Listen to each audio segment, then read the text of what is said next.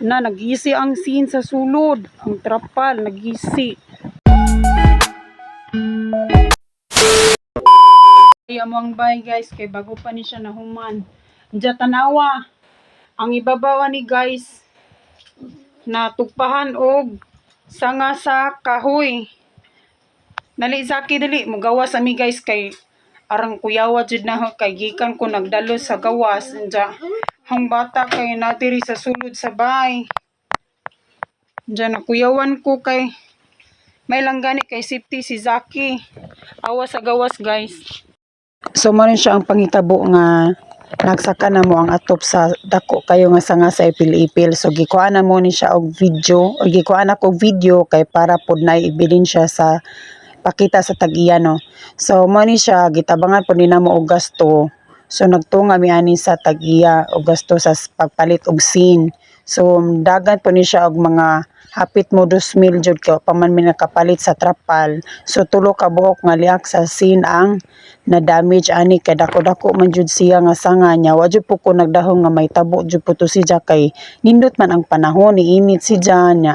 Mo lagi ni kalit og hangin. Kalit og huros ang hangin pero mo lagi ang kahoy sa ipil-ipil.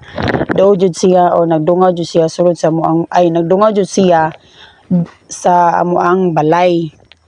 So mo ni siya nga ang mga kahoy ani pagputula gikan sa panghitabo kay Lunes man ni sa alas 8:30 na hitabo ang pagbagsak sa sanga sa ipil-ipil. So mo ni siya nga gipaputol jud nako dayon sa pagkahapon mga alas 4:30 ang mga sanga sa ipil-ipil labi na sa mga kilid-kilid diri nga napoy mga kahoy nga gitanom nila. So kato siya nga ipil-ipil man gud guys kay di gud siya lawom gud nga pagtanom ka nang gituyo jud siya tanom kay gisabod ra man gud na sa tag-iya pod ani sa yuta. So mo na nga kana nga mga sanga ako na siyang gipangkahoy kay para magamit pod pang sungrod namo kay mao man ang katunay agi sa pagsugo nako sa pagputol sa kahoy dito sa kuan ipil-ipil.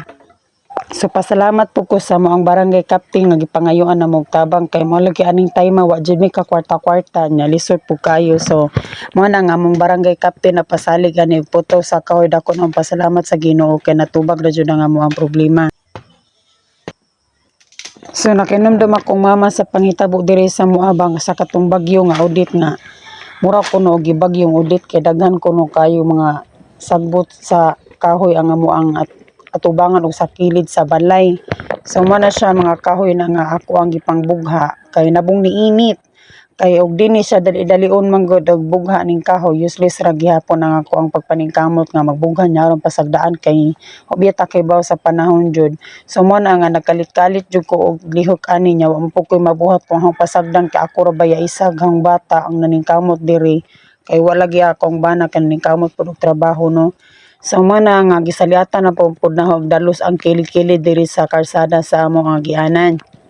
Kay lisod man gud pod ni siya og dili pod dalusan kay ibabaw ra ba jud ni sa amo ang kuan sala or sa balkon di ay sorry sa balkon namo. So mo na nga usa pod nga kadlukan nako kay moagi ra ba jud pod ang bata padung sa ila mama nga balay. So mo na nga wa man poy laing mukaham ani og dili pod sugon pod ako mga manghod og maayo no. So man ang ako lamang giunhan. So ako wala na ako na siya gitubtob og maayo jud kay ako na siya gihapaw-hapawan kay di man pod pwede og padugayon kay motag-as unya. So man na siya nga gidali-dali nako siya og hinlo.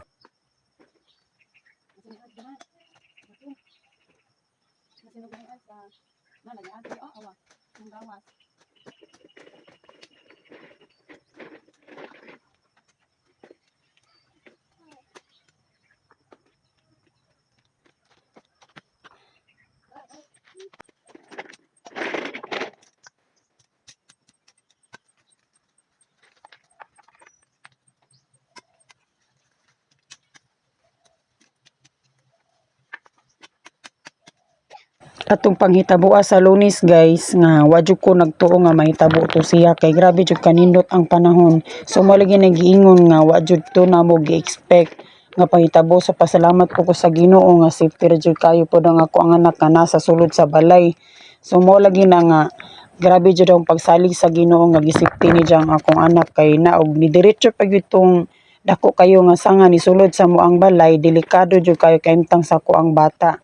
So mo na nga nagkapasalamat po ko sa Ginoo kay ang kanang gipangdasag nga kahoy sa mo ang atop is grabe po siya kalig-uno kay lubi man gyud ang gibutang ani o gigamit ani sa usa ka panday nga nagbantay sa pun balay no, nagpanday sa mo ang balay. So mao na siya. So sorry kayo guys sa pag voice over na ko kay pitla jud ko kay mo lagi kalit jud nya ani pagtabo amang gud kay murag na blanco ko kadali ba nya, murag nangurog ko nga ako kay baw ko say dapat buhaton kay kamera sa akong bata nya aning atong time wa jud may laing masampit-sampit jud.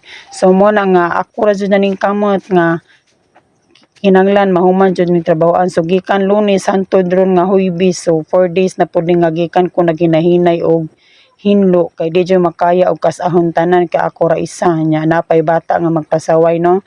So mo na nga tanawan na sa tubangan ang excavator nga gidala-dala sa ako ang bata. So mo gyapon ano. So wa jud pud ko laing mabuhat kay akong bata magsunod-sunod man jud na sa ako akong asa ko napo ko didto. So thank you for watching guys. If you keep on watching sa ako ang video, please pwede mo ka-comment, pwede sa mo maka-like, o don't forget to subscribe. Thank you, thank you.